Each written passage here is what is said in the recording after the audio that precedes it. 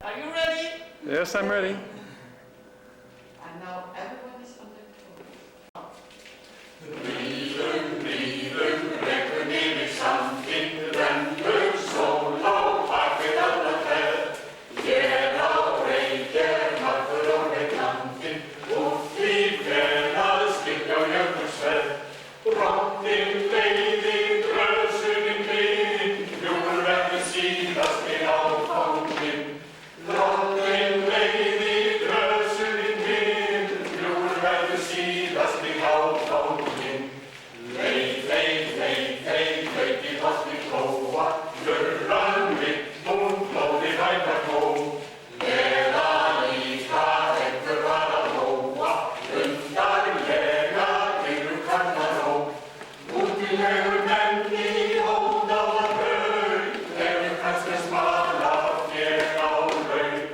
Moet die leeuwen men die hold al wat heut, en u gaat ze smal af, neer al heut. Vrienden, vrienden, we hebben mee gezang, teruggreep en alles hier al hebben breed. Bouwen waarom niet, der restaurant is, recht der kwachter en dan hem alleen. Mijn staat hou in, ik heb wat kinderen, daar kom je nog aan het leraartje. Mijn staat hou in, ik heb wat kinderen, daar kom je nog aan het leraartje.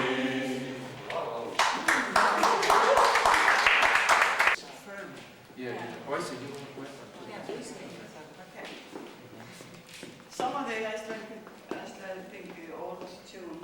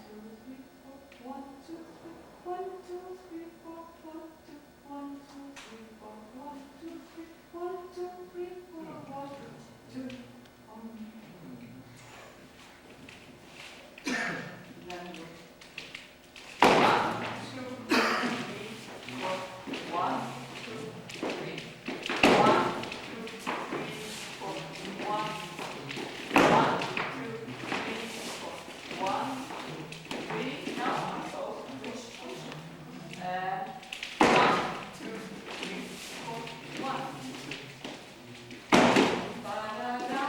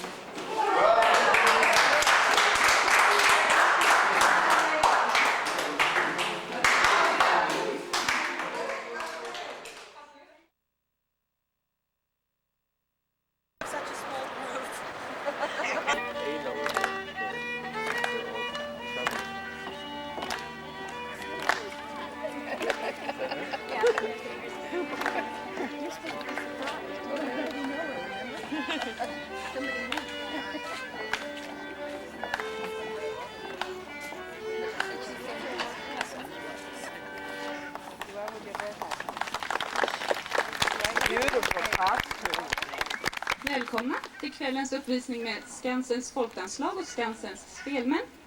Welcome to tonight's performance from the Skansen Fiddlers. Hur många är det här som pratar svenska? Bra, jag ville bara veta ungefär vad vi har för publik idag. Vi kommer börja med en dans som heter Skrälåt. Den här dansen är komponerad av en ballettmästare som heter Anders Linder. Och den sattes upp första gången på Kungliga Teatern i Stockholm 1846. Och då var det väldigt mycket på modet med långa och komplicerade danser. Och den här dansen kommer ni märka är väldigt lång. Det är den längsta dansen vi har på vår repertoar. Och den har väldigt många långa och komplicerade och invecklade turer då, vilket var precis helt moderiktigt. The first dance of this performance is a dance that's named after a flower, you know, that you make bread from. And it was composed or arranged by a ballet master in 1846 for a folkloric play that was staged here in Stockholm on the Royal Theatre. And at that time, in the 1840s, it was very popular with long and very complicated dances. And this happens to be the longest dance we have, and you will see to yourself that it also is quite complicated with lots of different figures. Skrälåten.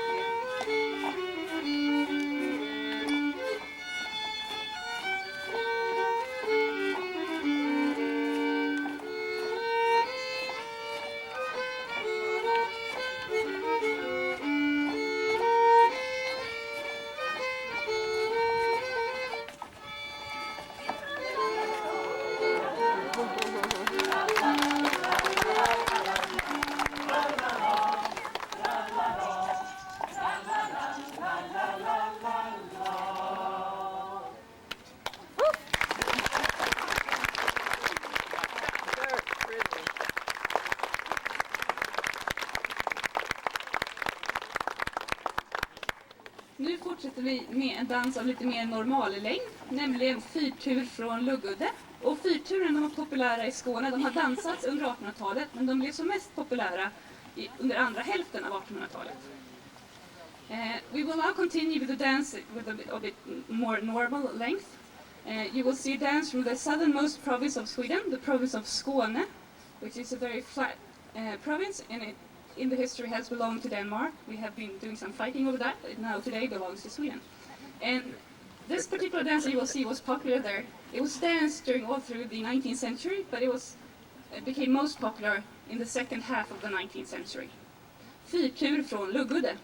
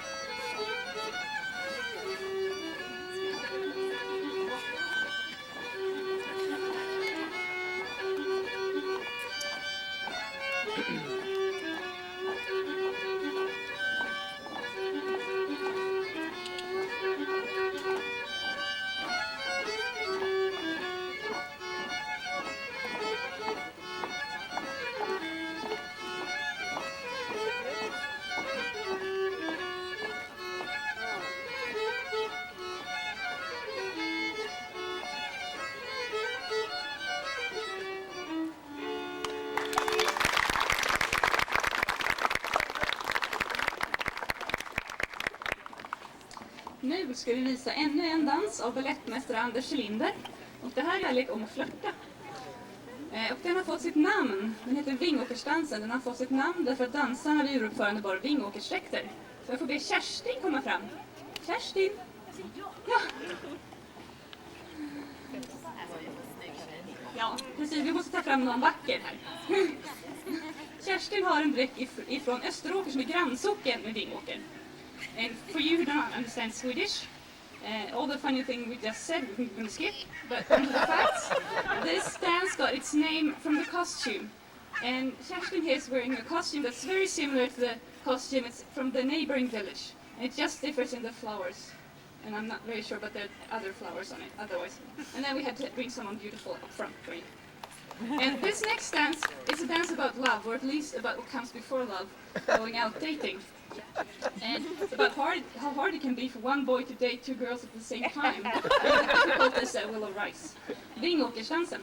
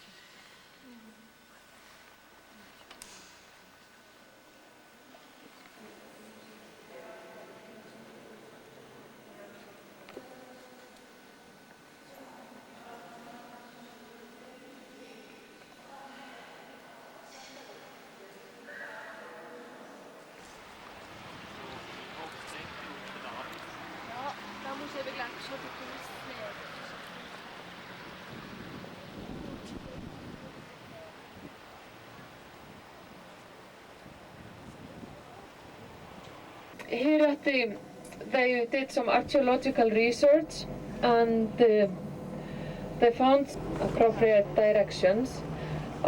Von dieser Straße liegen die Oststraße, Weststraße und Südstraße. Rechts haben wir die Oststraße.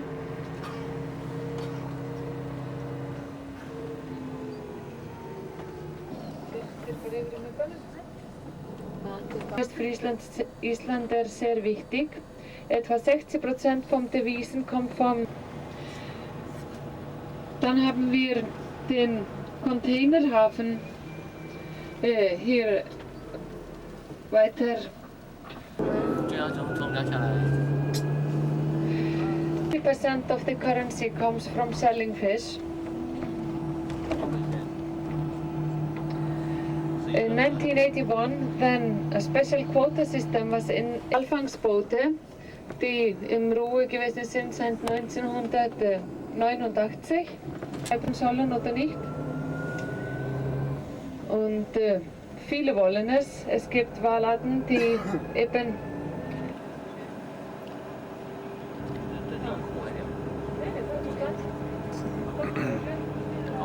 The Rich Street in Reykjavik.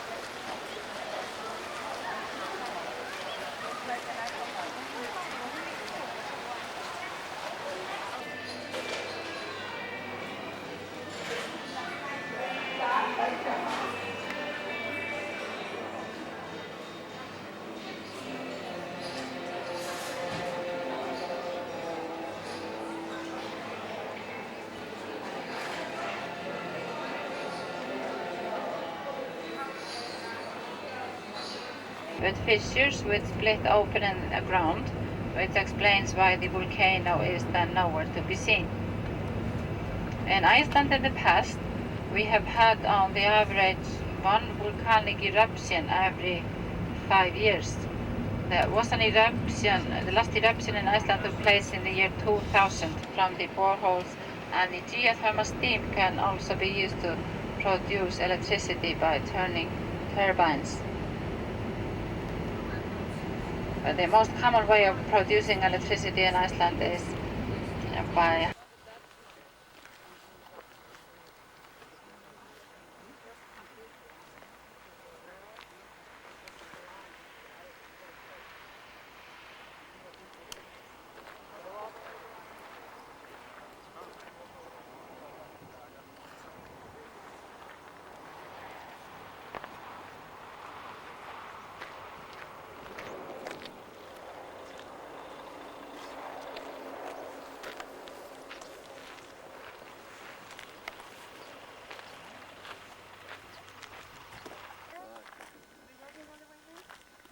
Gladys. Oh, here's the panoramic view. Where's Gene? Here we are. Okay. This will come up in the film. Oh.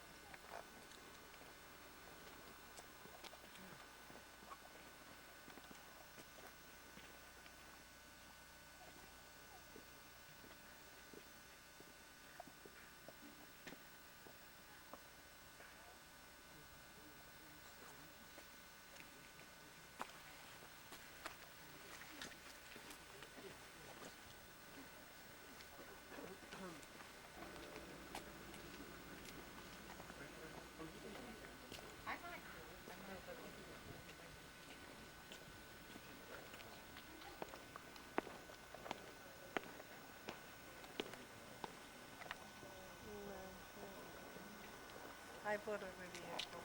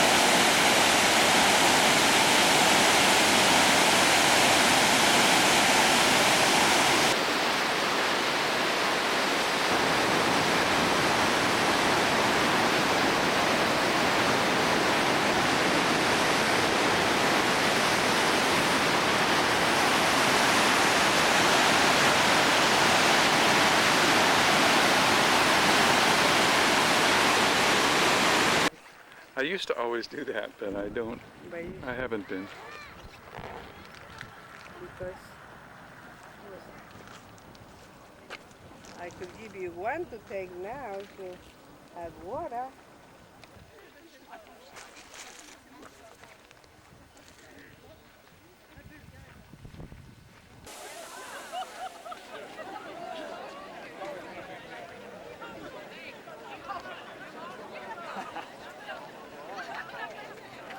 Took 5 minutes to do it since we started here. I don't know how many minutes they were waiting for. Stop talking and then just leave. A little one.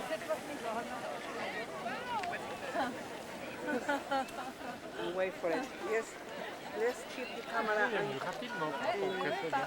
in target. That was actually too far.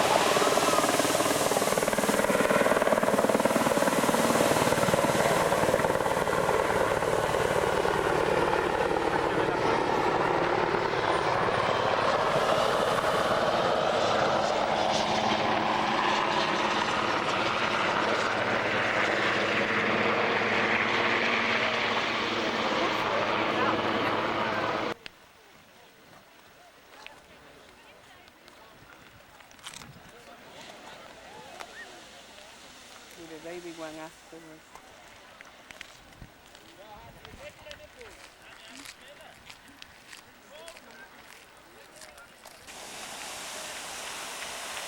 Ooh. That was a big one.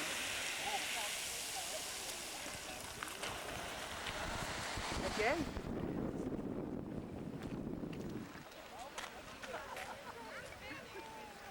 Charge card, and they give you bonuses, and you have a deadline. You think so? No, but they're reading out. How you have bonuses? Don't buy a food.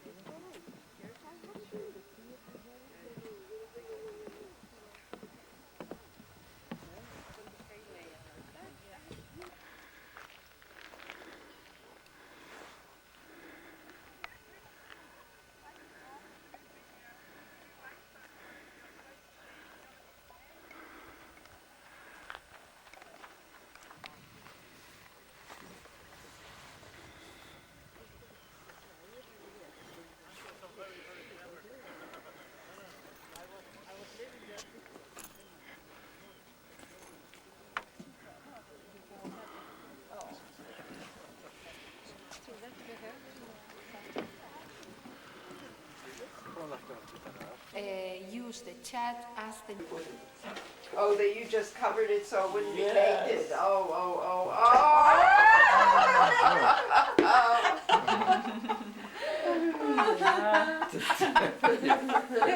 Well, so around 1850, it was a painter that came, as an Icelandic painter. He started the National Museum. Who's that? Magnus? National Museum. The National Museum. Who's He the painter? Sigurður Guðmundsson. Guðmundsson. Yeah, Sigurður Guðmundsson. No. How do you spell it? Why in front of me? Guðmundsson. G-U. When he came here, he started the museum about in 1850, and he changed all the costumes because the old costumes, they were disappearing more or less. They were people didn't think that it was very comfortable to wear them, so he changed it.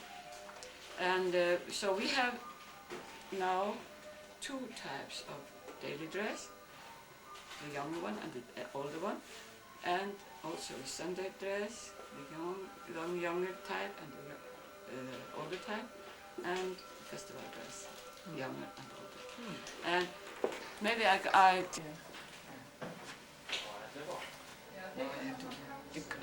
Translate, yeah. and it's really not quite the same because this is a wool and this is a silk. That's another skirt? Yeah. Skirt. And the apron is of wool or cotton, but this apron is of silk. Can you see? You can come here closer. No, I'm fine. No, but can you see? Oh, I'm getting it fine. Yes, you are? Oh, yeah. I can zero right in. I am too. And this is embroidery? This is a golden embroidery, I will show you. Okay. And that's another type of decoration here. You see, the cap is deep here, and this is a smaller one. You see, like that's Look at her braids. Yeah. That was in the old days. Because you wouldn't cut your hair in those days. This is a Sunday dress. No, I'm sorry. This is the Sunday dress. This is the old type, and this is the new type. That's the New type. festival dress. Old type. That's the older type of the festival dress.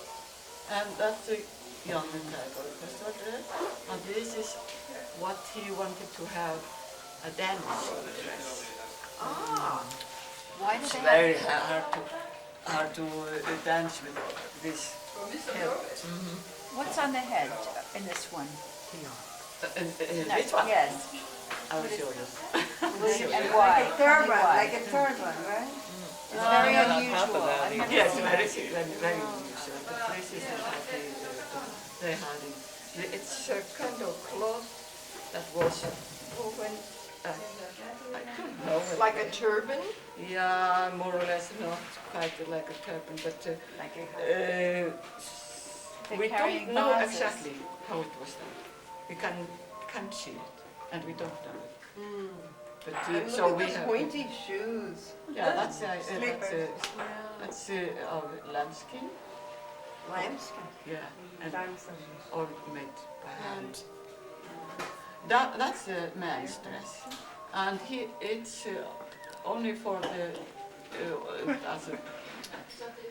with the older type.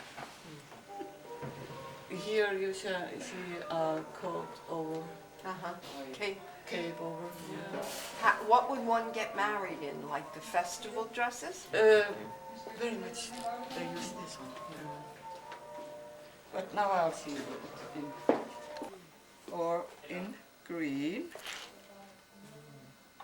and we used much filigree, Beautiful, gorgeous buttons. and you see here.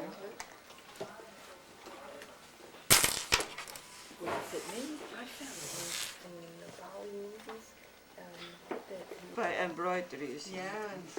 And usually they had 1, 2, 3, 4, 5, 6 or 7 Hooks. hooks, yeah.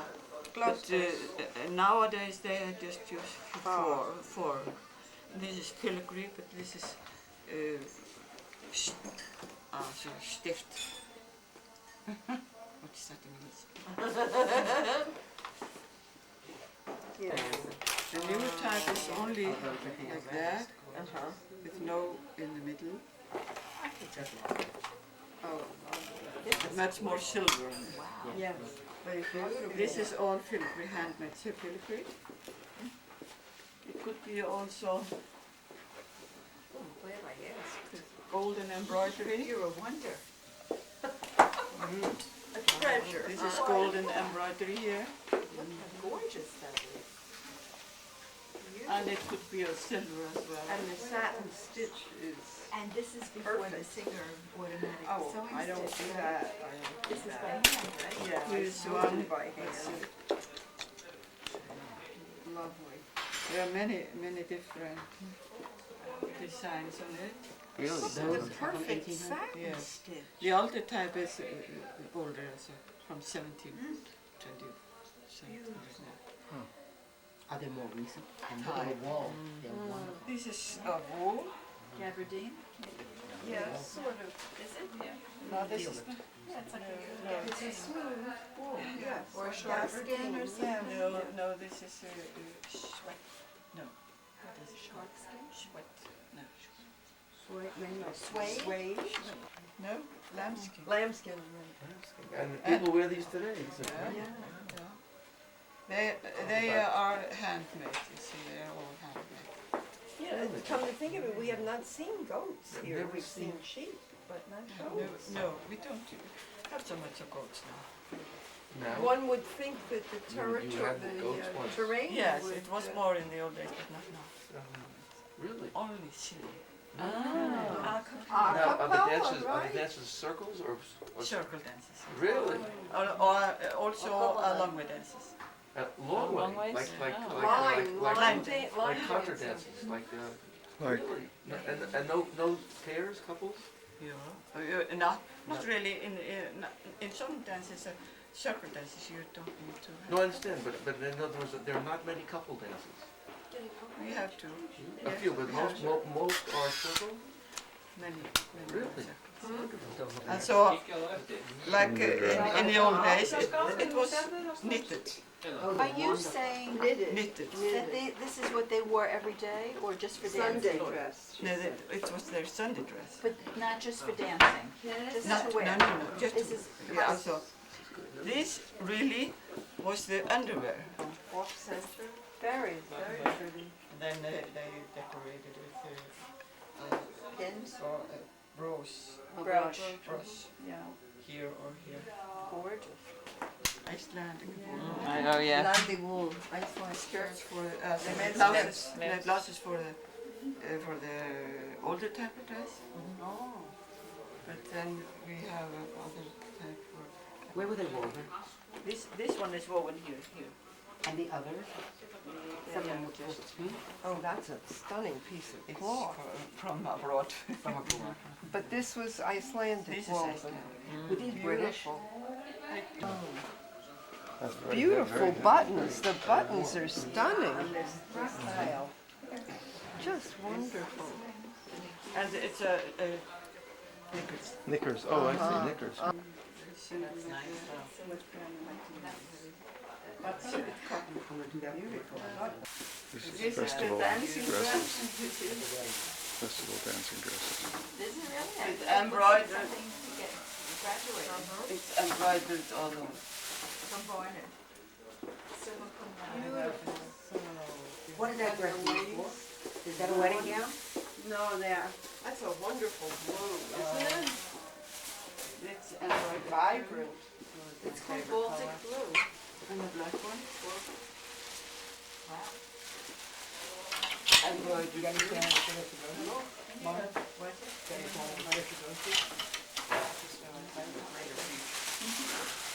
Wow, that's great. Wow, that's so pretty.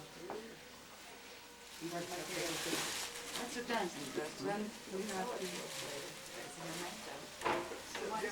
These are the dancing dresses. This is the festival dress over 100 years. Look at the bottom. Oh my God, that's All gorgeous. hand And this is totally different, and this is different from that. Yeah. If you gave a needle to Pinochet, Yeah? Oh, really beautiful. Right there. Sorry. Yeah. Shading on that is gorgeous. look at the skirt. Yeah. That has a jacket. The shading is gorgeous.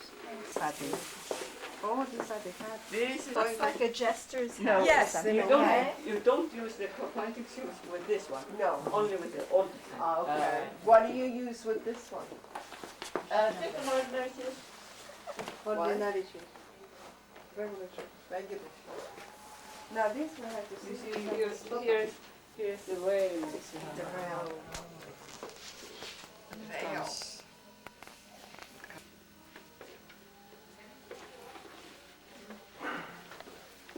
They put it on your head.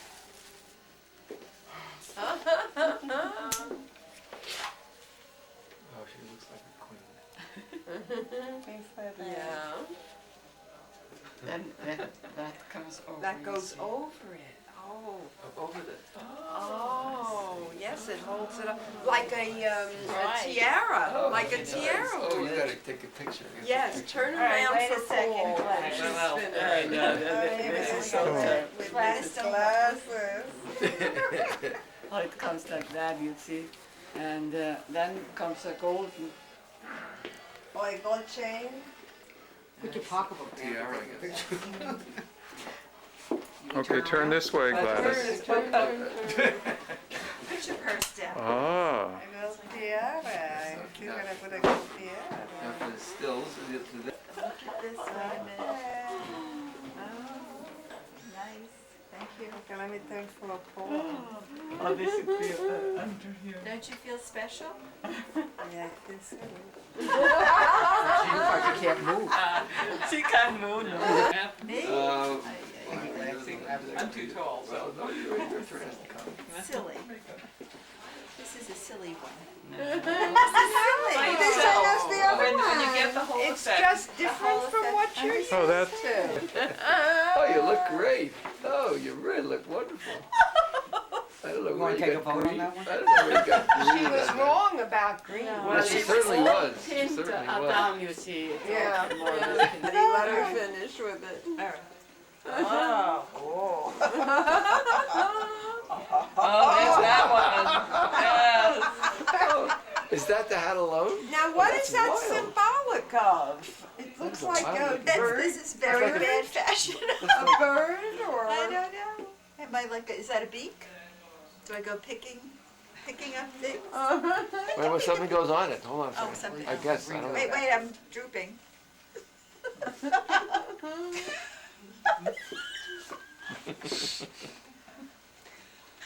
Wasn't it worth meeting us for that? You wanna listen? Would you ever dream? You're not supposed to laugh about You, this. that's what you know. You look terrific with this stuff. Yes, this is You really serious. do. You really do look good. We're not laughing at the costume, we're laughing at Myra. I feel like the Lone Rangers. No, no, no. Oh, okay, So it's I a little get bit too low, I think. I'm getting blind. I'm sorry, I didn't see what I was doing. Oh, you see, You look have really to great. pin all You this really down. do. Kimasabe. Now, where would you Of appear with all this? the uses for a Well, it's babushka, this I don't know. really takes Takes the the cake. Where did you use this headdress? Yeah, and these Is are this- for is which this, costume Under is what this? conditions would you use this headdress? A funeral. No. No, no. Too fancy. Of a hat dress with the older type of festival, the festival dress. That's the one. That's the younger type. And this one is the the older oldest, type. The younger type. Yeah. And the top remains like that. Yeah, so they'll know whether you're saying yes or say no. Let's see what happens.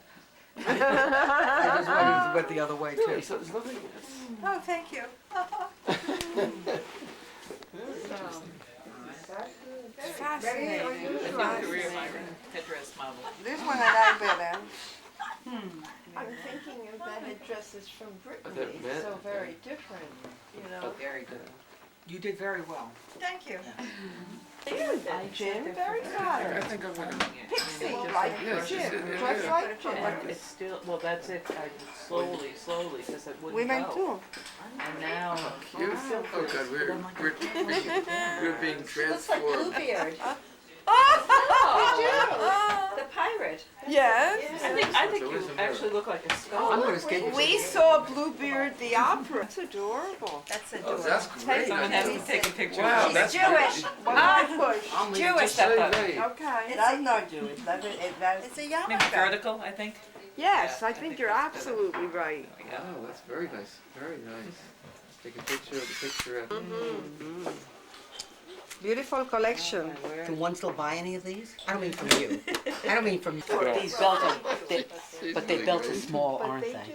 The Oh, belts are small. some of them are big news. Oh, they're wonderful. They're wonderful belts. Those are treasures. You see? Maybe here. They're treasures. And you can stretch. Oh, that's one. And I can get that there here too? Yes? I can get this here? Okay. That's right. Well, you go to the museum. Also, I'm going to get belts. L you pronounce two. You know what that does, Freddie?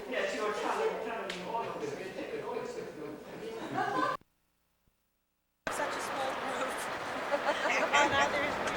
It's luxury. We're not careful in Even,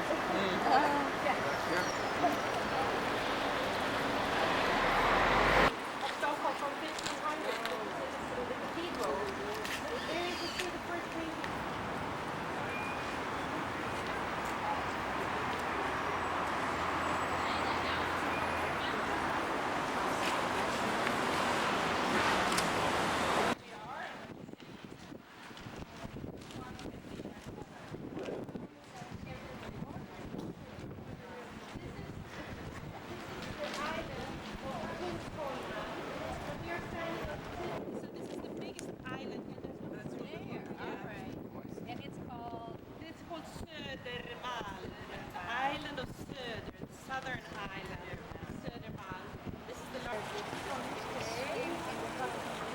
Oh, yes. And the kids were jumping for the And once you take off after that, so that the thieves will not automatically see that you're tourists. Why do we need it? It's a medallion because I was here actually. I can tell I'm an opera singer myself. And I'm singing in the opera choir and the Royal Opera Choir. That's what I'm doing all through the year. So I'm just guiding like 2 months in the summertime. And we were here at the party when we had in the year 2000. Great.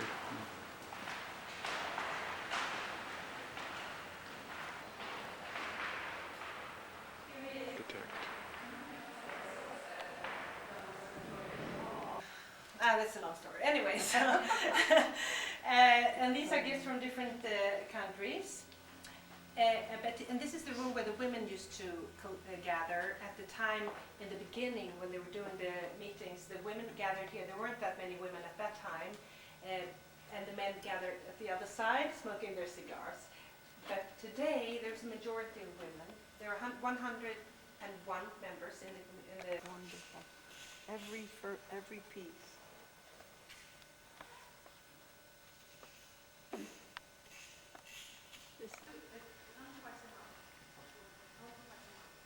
big group of 101. But then the small group is the group they meet executive.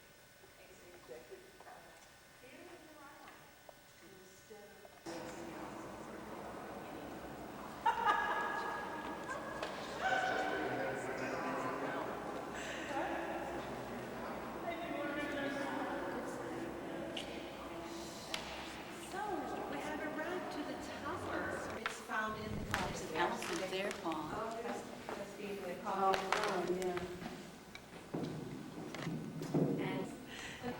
So what happened was that when this This is the Golden Hall.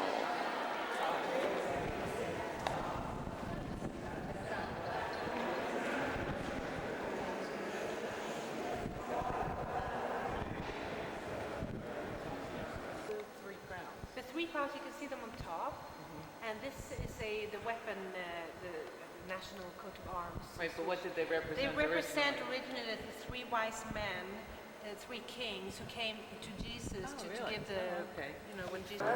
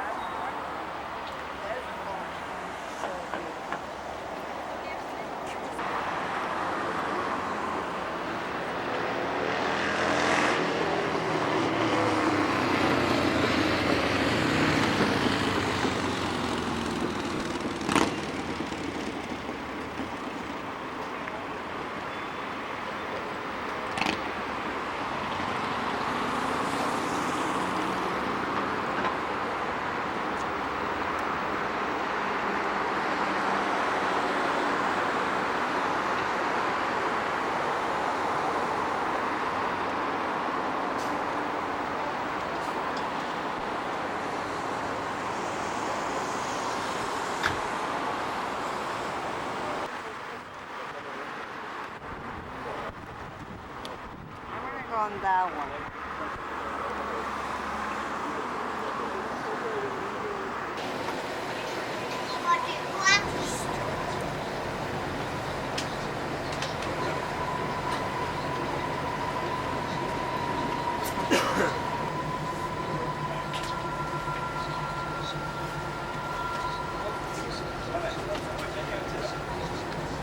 This is the old town.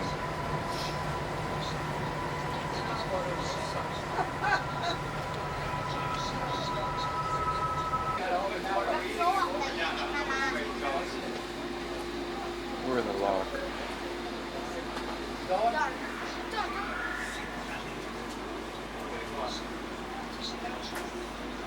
Can I help you? Guy. Hello. That's the captain.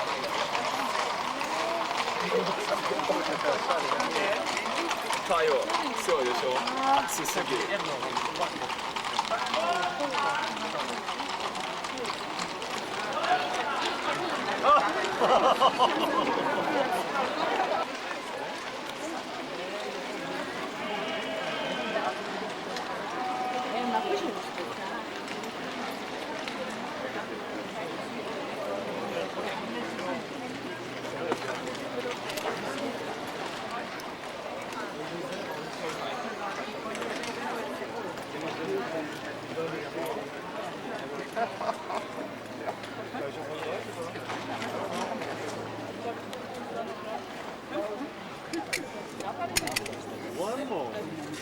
I reserved this place, yes?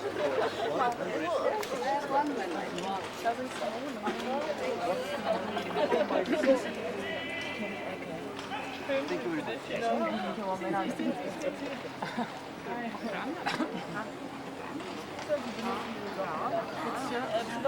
Oh, thanks.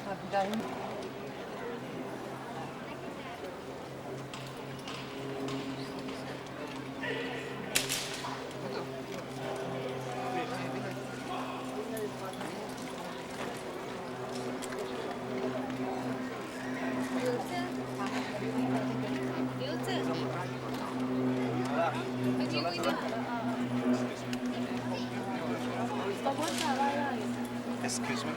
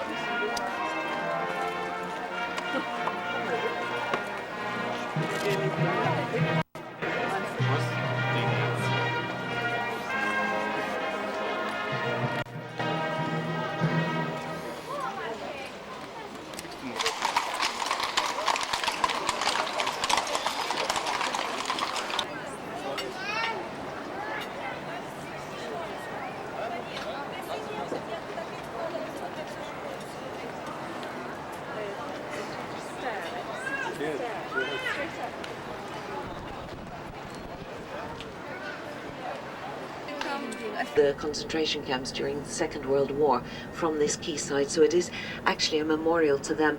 The reason that they have no seats is because nobody came back to sit upon them. A moment and get out and have a look. It's such a beautiful morning, and then I can explain what you're looking at, because to see the city from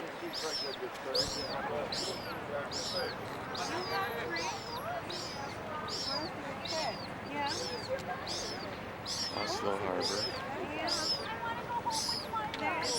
These are ones that big. I don't think he's very well. With you, Myra, and all your kids. Do you think he watches movies? I think he has. He's not that young. No? But these are the other young ones over there. They're much bigger. Yeah. Going This there. is where the Nobel, I know Nobel it's not an Peace exciting Prize is building from outside, but given. inside it is truly City Hall. magnificent with beautiful Peace Institute. So it's going to be a peace center that is in the middle of being constructed, should be finished by the end of the year.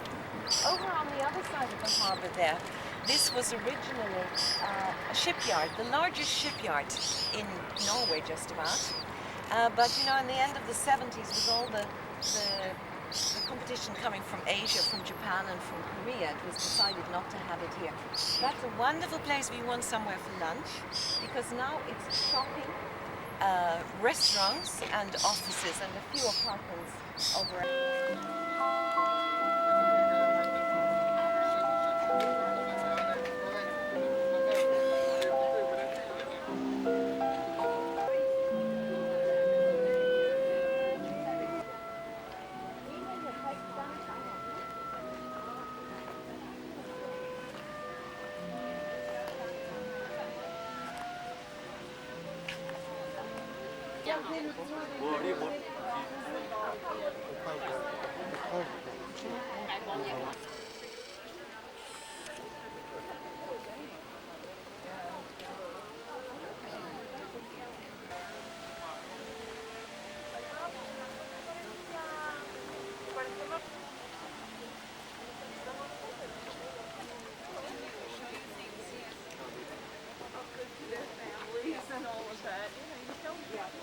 My grandfather with the grandchild, another one here.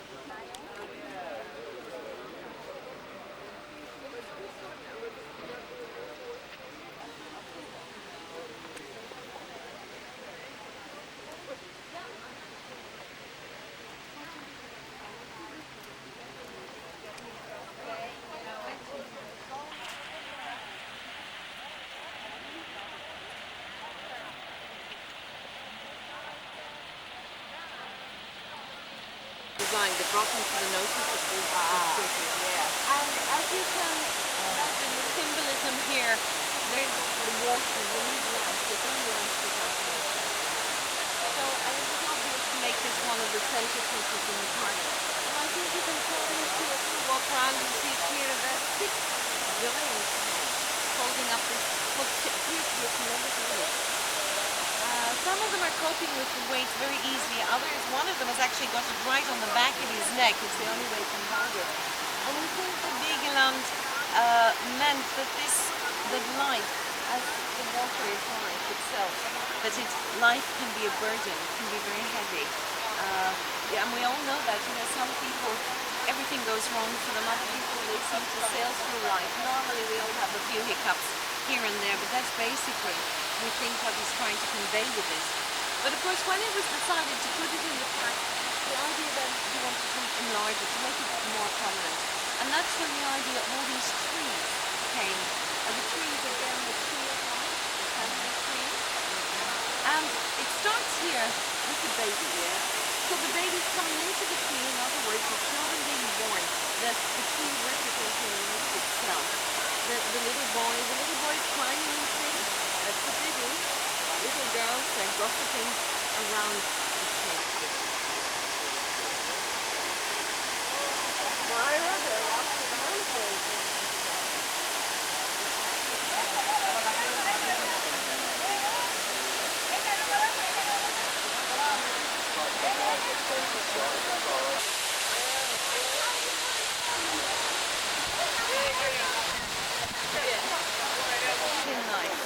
The young adults.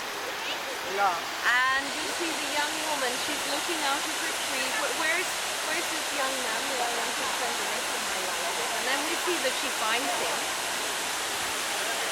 Then we see in this one. Or else she's playing hard to get. I'm not sure.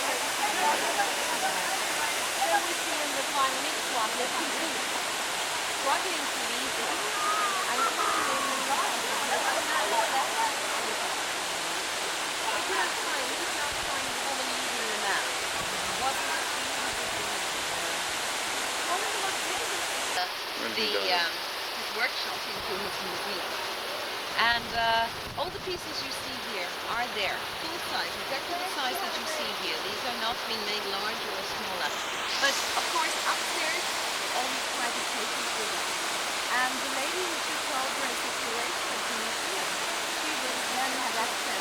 private papers. He also said in his will he would not go to public.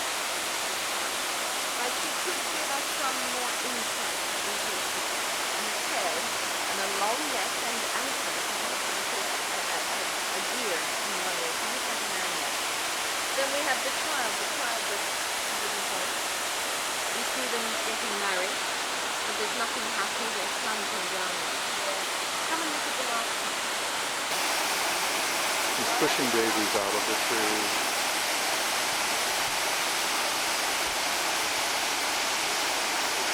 But he's pretty upright. Final stage of life. So I think what we mean here is as he gets a little age, so the health isn't the same he was when he was 20 normally. Here it's very difficult with this combination. This old lady, she's almost completely out of control. In other words, she's very old. She's not going to live for much longer.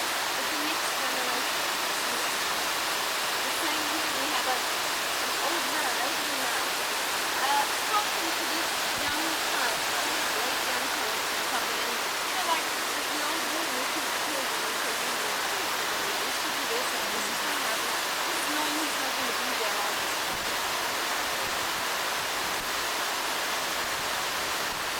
I think you can see what's there. A skeleton representing death. So it's not very just here. And, oh, I think we're getting wet here. You have to turn and go another way. It's a bit like that in life. You sort of say, well, this is what I'm going to do, and you do it, and it all works. You usually have to change your mind or whatever. And it's a bit the same with this. It's got several entrances, only one exit, and it's 3 miles long. So I don't think we'll do it this now, shall we? Mono meaning one, and lithos, stone. So it's one solid piece of granite. I think you're aware of what granite stone is, and that it is not the ideal stone to make sculptures out of. It's too hard. And also granite normally has this kind of surface here, you know, pitted, because it's the way that they can flatten it. They beat it actually with a hammer, it's so hard. So when Vigeland decided that he wanted his statues done in granite here, you can imagine the stonemasons who had to do the basic work, they did not enjoy that at all. However, what they did here, they brought this solid column of granite. It had to be rolled through the streets from the harbour on logs, and they put it up on this hill. And then from his museum, now I think you can just see above the trees there, the square tower, that's the roof of the museum. So from there they brought the original in plaster. But of course he had done it in 3 pieces. It was far too tall to fit in the building. So it was in 3 huge pieces. They were brought here and put on top of each other. Then they built a shed around it, and it took 3 stonemasons 14 years to complete. Now these pieces were brought here after they were completed, but for the actual monolith it took all this time. All the finishing work was done by Vigeland. Now this was normal. People say, oh, didn't he make these? He was an artist, a sculptor. He was not a stonemason. Even Rodin, all the great artists, when they had done their original plaster, it was usually sent to Italy to be done in marble, and then returned for the artist to finish it off. And if you touch this is granite stone. Feel this. It's like marble. It's cool. And he chose this material because it stands up to the climate. We have such a strange climate here. We can have 0 degrees Fahrenheit. The idea that it starts off up here with all the little babies. You got the idea, I think, from down at the bottom. And then it goes like spokes on a wheel, radiating out through all the stages. Now, you have the mother and father and child. You just have normal things until finally we're coming around once this one, that one, and one at the top. Vigeland did make a comment about this. He said the monolith is from the realms of fantasy. Yeah. But you know, like they're always just made with all the like in the peak. Yeah. That's a lot of people. Isn't that wonderful? Yeah, I think it's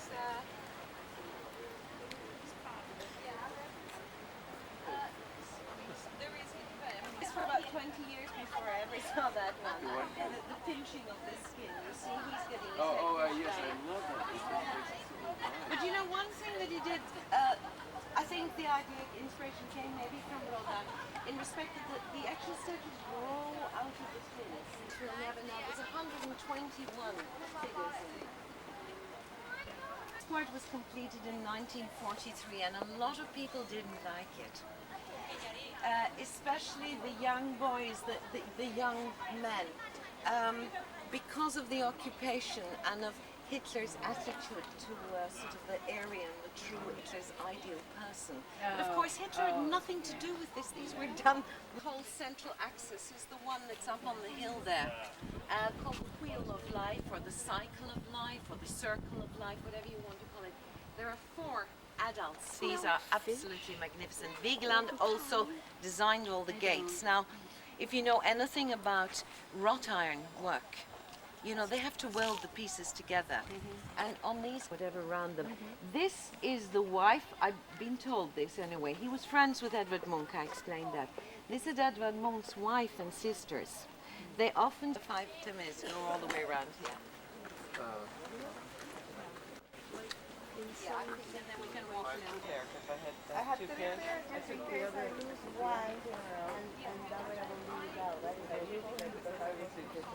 I forgot. My sunglasses are nicely back in the hotel room, as I'm glad this is. 那我用我的帮你拍。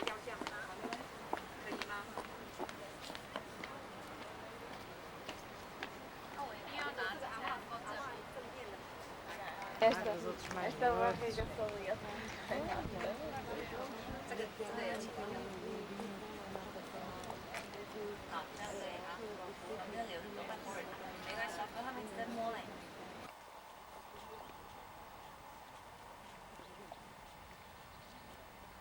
Giant bowl, and at the moment the bowl is full of water. This is natural spring water that seeps out of the ground in the summer.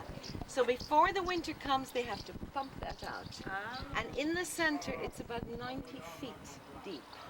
So this is why you have to now use your imagination, because it gives a very strange sense of what it's like. If you can imagine this, this goes down like a giant bowl in every direction. So now that we got the water out the road, I can tell you more about the actual jumping. If you look up at the tower, the original jump, you see the leg of it. This is at that height is where they built for the 1952 Olympics.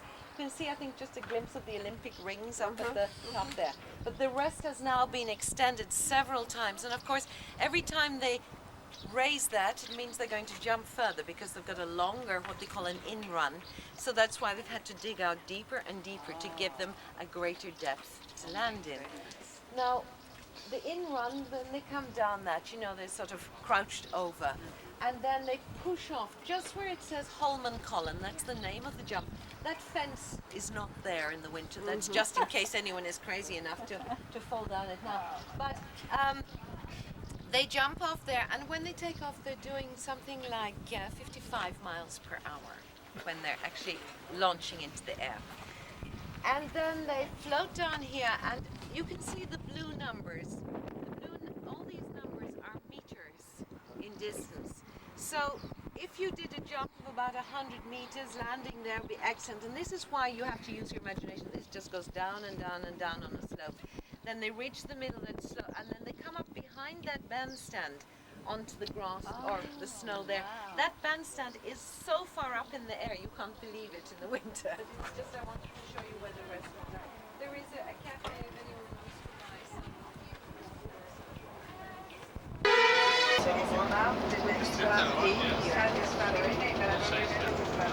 After lots of forest and lakes, getting into barren land, it's getting colder. Maybe it looked like a landscape on them. I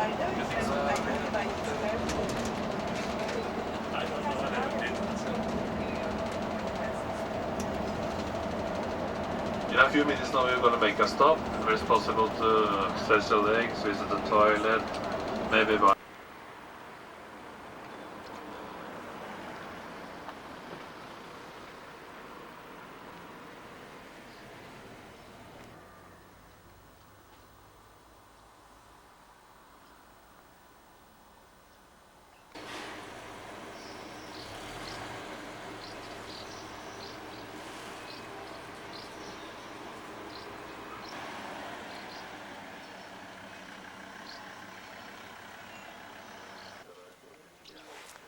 No. I'm not getting anything.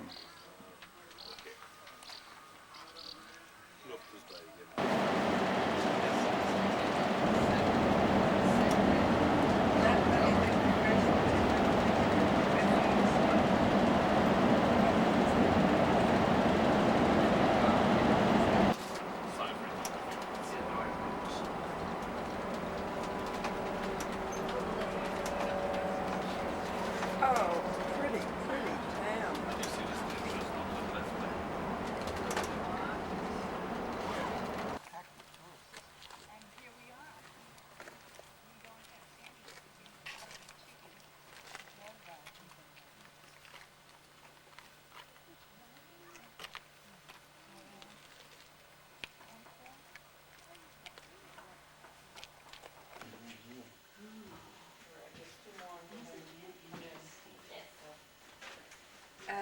Grams and I were in one that had no people. It had the big columns. Yeah. Painted as marble. Yeah. Oh, that's right. There were two. So The two columns gorgeous. up close to the altar had squiggles on it. Tradition that you came as a pilgrim to the church, but in 1537 the Reformation came to Norway, and then everything should be a Lutheran. So the pilgrims coming to the church, that was forbidden at that time. So this tradition should have stopped here. But at that time, Røla lost his local minister here, so we had to get one from Suldal village further down, and from Suldal to Røldal, that was a 3 days travel at that time by horse and boat. So the priests, they weren't not so interested to visit this church so often. So they were only once a year or probably a little bit more. So it weren't very much control over what was happening in this village. So a few years after the Reformation, the pilgrims started to come again to this church Reformation. You can almost say it was a coincidence in 1835 that it was found out, because then the priests were people, and then we understood why. And since then it has been forbidden for Røldal to have pilgrims here, and we have a local minister living here to watch after that it's not coming more pilgrims to this church. Yes, then I can move on to the interior, to what you...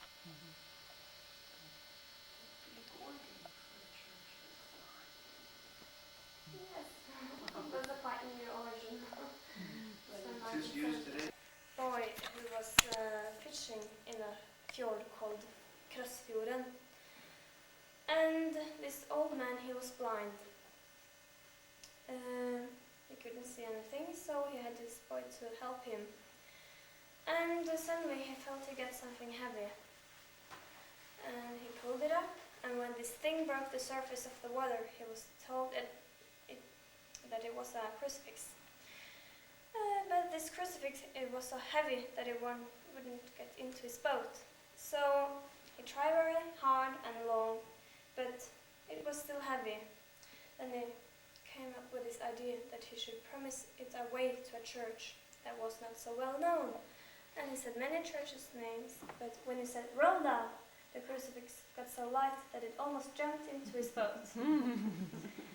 So it's told also then that the old man here tried very hard to get the crucifix into his boat, so the sweat had run down from his forehead into his eyes, so he got the sight back. And, sorry? Yes. What's the story? These two pictures are also gifts from pilgrims.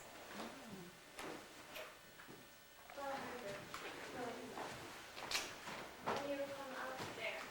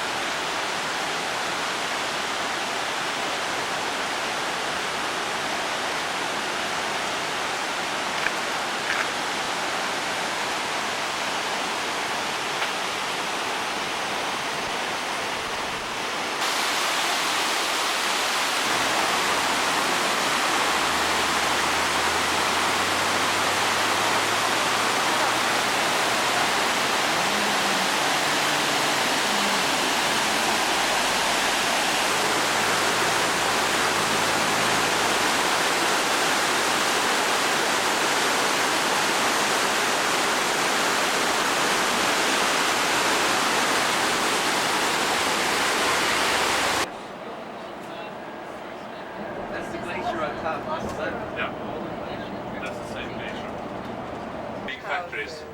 One of them, they are making The zinc. town of Opa. You know what zinc is? Yeah. Zinc, that's some.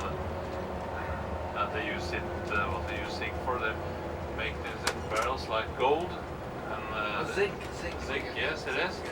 And zinc and.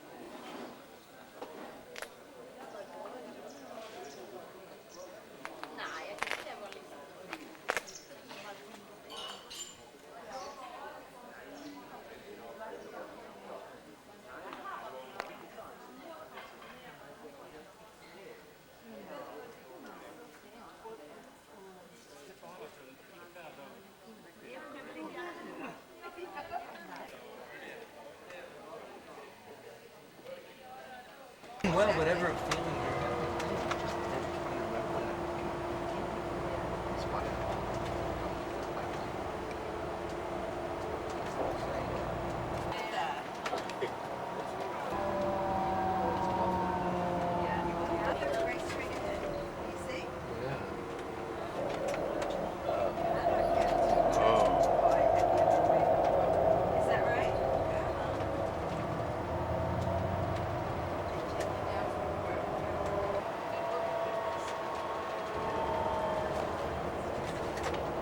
Song of Norway. Was it Smalius?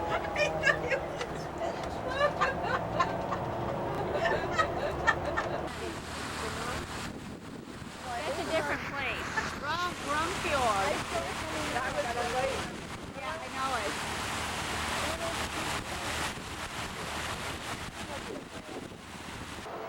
It does. It's such a district. You can imagine camels get out.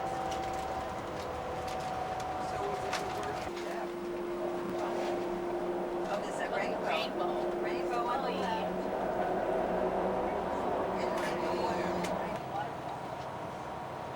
Oh, there's more. What? The waterfall on the lower level. Oh, and it flows all the way down now. This one down the way. Other one, Yes. That's two separate. It is indeed.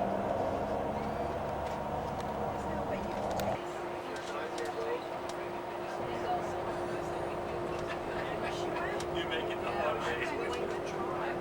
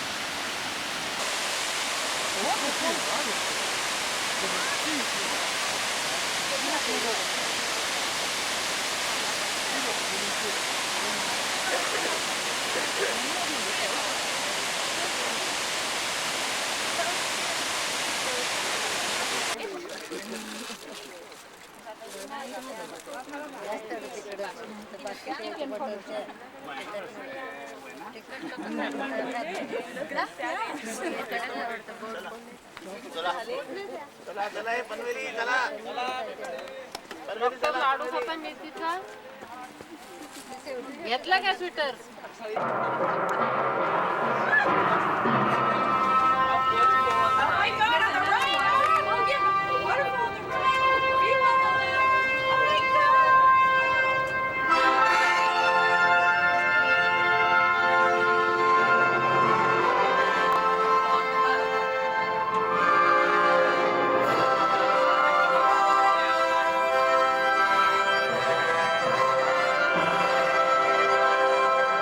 Oh,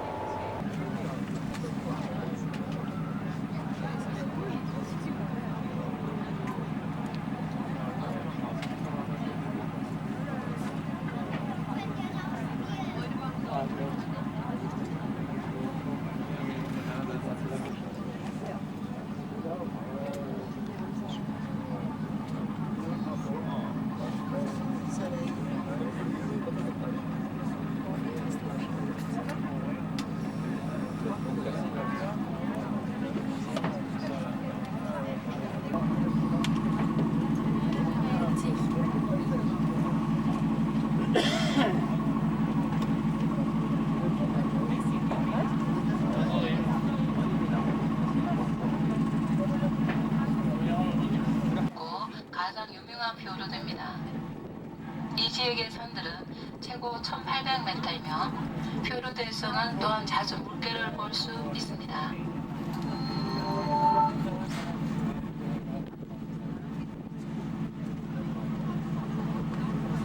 19년에 세워진 교회가 있으며 뒷산의 이름은 박간옷이며 해발 약 1397m입니다.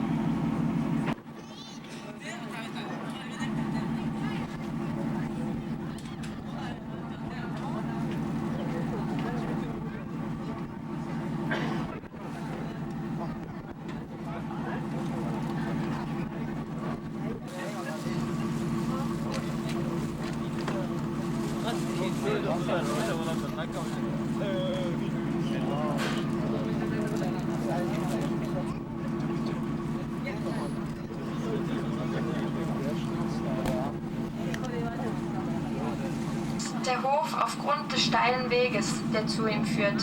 Früher musste man eine Leiter benutzen, um in den Hof zu gelangen.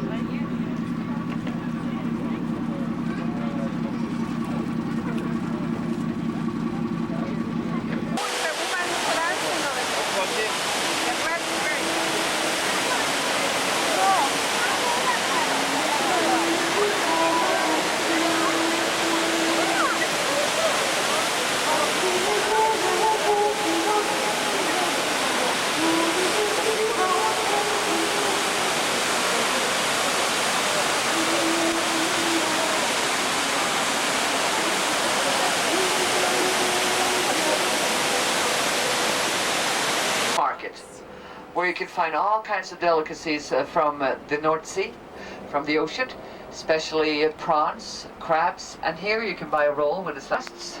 There are two more, but I'm going to tell you about them a little bit later. Here at the top of the market, we have the flower market. Bergen is the cradle of our city. This is the reason this city exists, and this very safe harbor has attracted sailors and traders throughout. The private yachts will come in, and also, of course, cruise ships. Just also a few steps away from your hotel. We're going to drive by there at the end of our tour. In the hundreds, today it marks the entrance to the peninsula that divides the buildings might indicate to you today. But this has something to do with the Second World War. Between 1940 and 45, when Norway was occupied, Bergen here was very much in the forefront of the fightings. Many bomb raids hit and exploded. Most of the force came across the bay and destroyed many residential areas on this side. And part of the anchor of this ship that exploded actually landed on top of the mountain across here to our right. And it's still there across the bay from us.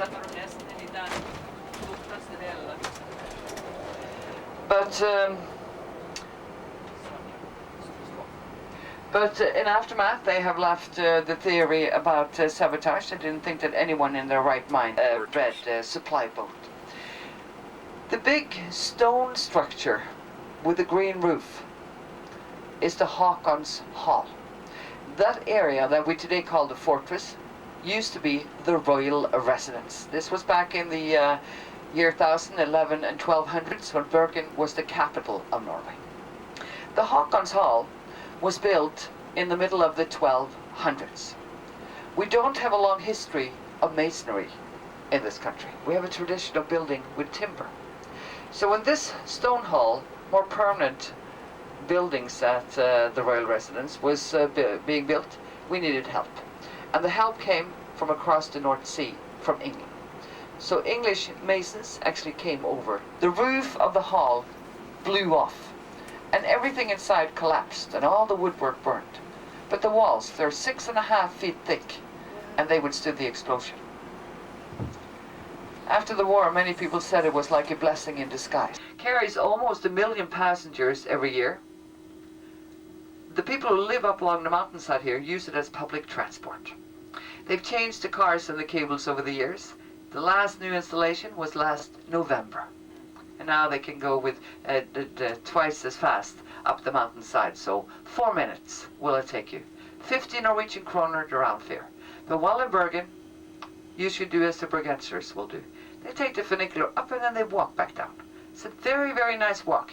And it's not a path, it's a regular road winding its way down the mountain.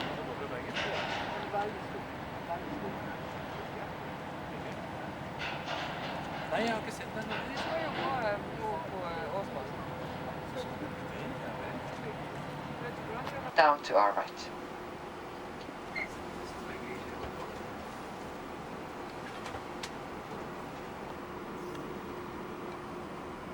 Now the cobblestones were angled upright like this, so that the horses could get a good grip on a wet day with rain or on a winter day with snow. And the reason why it's named after him is that it leads up to our theatre, up here to your right, of the first Norwegian-speaking theatre. He established this theatre here in 1850. Of course, we had theatre traditions long, long before that. But Norway was in union with Denmark for more than 400 years. So it was mainly Danish actors, Danish plays, that were held in our theatres here. She was an excellent actress, but there was one big problem. She was missing one of her front teeth. The reliefs up above show 4 very important centuries in the Norwegian navigation history, and the figures down below represent that special catalog order from Germany in the 1880s. And if you look in here to your left, see how we have an excellent greenery department. Look how beautiful the flower decorations are. But turn your head to your right. There you see. And if you look underneath the waterfall, there is a second figure. Can you see that? Pretty wet? Oh yes, look. Yes. Oh yes, you can see him. Now he's playing a harp. And the one underneath there, 1,500 light bulbs. And the concrete on top of the roof here actually depicts the unfolded musical scores on top of the piano. The Grieg Hall can seat 1,500 people for concerts, and it is also the home of one of the oldest symphony orchestras in the world, the Bergen Philharmonic. Also used as the main venue for the Bergen International Festival. Fairly prominent family. His father was a very successful merchant, and his mother also came from one of the more prominent families of the city. She herself was a music tutor, so she started her son very early on the piano. He was only 5-6 years old. And she realized very early that her son had very special music talents, some of his earliest compositions for him. And the violinist was the one suggesting to the Grieg family that young Edward should be sent to the music conservatory in Leipzig in Germany. So at 15, Edvard Grieg left home for the very first time. After only a year in Leipzig, though, he became very, very ill. He got tuberculosis that turned into pleurisy. His left lung collapsed, and he had respiratory and health problems for the rest of his life, living with only one lung.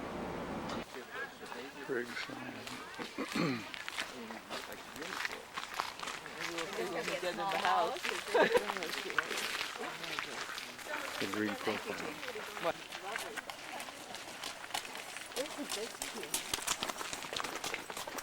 It's a wonderful day, and they woke upstairs by a brass band playing in the front garden here.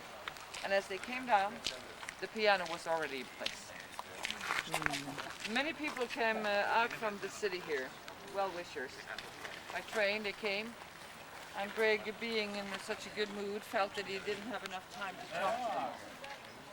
So he jumped up on the table here, and he said, "Please, all of you, come back for dinner in the evening."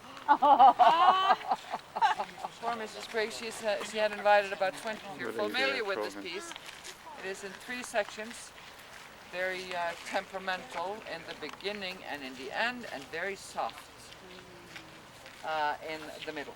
And many musicians say that it kind of reflects their marriage, like any other ordinary marriage, I guess. Very temperamental. Okay, we continue this way. I have more that I would like to show you. Now this concert hall was built and finished in 1985. So exactly 100 years after Edvard and Nina Grieg moved into the villa here. So obviously Grieg has never been inside. But you would have 100 people.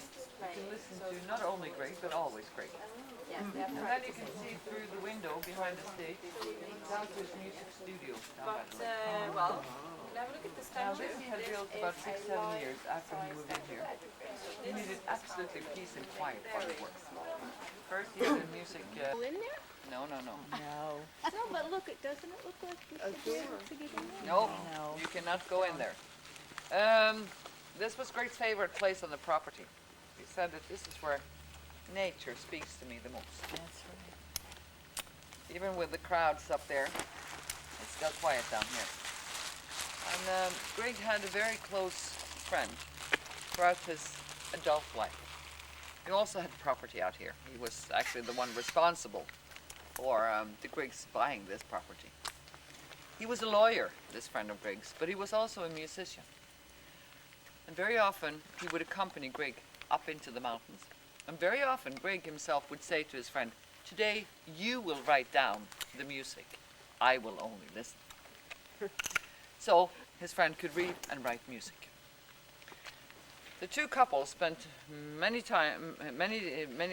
days together, and very often they had dinner together. After dinner, the two gentlemen would always excuse themselves. They said that they needed to get away from the women's yakety-yak. Those who knew them well, though, said that they were much worse than any woman. Out on the lake here to fish, in a rowboat, they never had time to fish. Now, Greg always carried a shoulder bag, and inside he always had a piece of paper and a pen, in case an inspiration should come to him. And that happened at one time, as the two gentlemen were out on the lake here. So he pulled out the paper, he wrote down the music in his head, and then as he was putting it back into his bag, he lost it without noticing. His friend, though, saw it, so he picked it up in secrecy and he put it in his pocket to dry. And after a little while he took it out and he glanced at it in secrecy and he memorized what he read. A few more minutes went by and then he just casually folded his arms over his chest and he looked up into the sky and he started to whistle what he just read. What a nasty guy. You can imagine Greg's astonishment, and Greg said, "That's odd, I just had the same thoughts." Another time as they came into the landing here, Greg pointed up to an opening in the cliff here and he said to his friend, "This is where I want to rest in peace forever." When he died in September of 1907, the Norwegian government gave a state funeral for him. When the funeral procession went by, the streets were lined with between 30 to 40,000 people. They came from everywhere to show their last respect. Greg's wish was to be cremated, which was very unusual in those days. Today it's very common all over Norway, especially in the larger cities. So an urn with his ashes was then placed into the cliffside here. When his wife Nina passed away in Copenhagen in 1935, her wish was also to be cremated and that her urn should be brought to Bergen along with her husband's. So they are both here. It says Edvard on top, and then OG after, and then Nina's name a little hidden behind the flowers, and then the Grieg family name. The Grieg family name was not always written like that. Edvard Grieg's great-grandfather came to Bergen in the last part of the 1700s. He came from Scotland. And at that time, when he came here, he spelled his name G-R-E-I-G. That would here be pronounced as Grieg. Apparently, he didn't care much for that, so he switched around the E and the I, and it became Grieg. Edvard Grieg loved this place. But he wrote to a friend once, and he said, Trollhaugen is a very costly love, and this time he was not thinking of money. He was thinking of his health. I should absolutely sell and move to a drier climate, but I don't have the heart to give it up. The west coast of Norway is where I was born and raised, and that's where I found most of the inspiration to my music. So he lived here the last 22 years of his life. As far as we know, only 2 winters, not the complete winters, but a few months. Otherwise, it was only summer months, from April till September. At least up the market, and this is the third. Absolutely. Be sure that you inhale. You can still smell the stockfish and the cod liver oil from the timber here. And as you walk through here,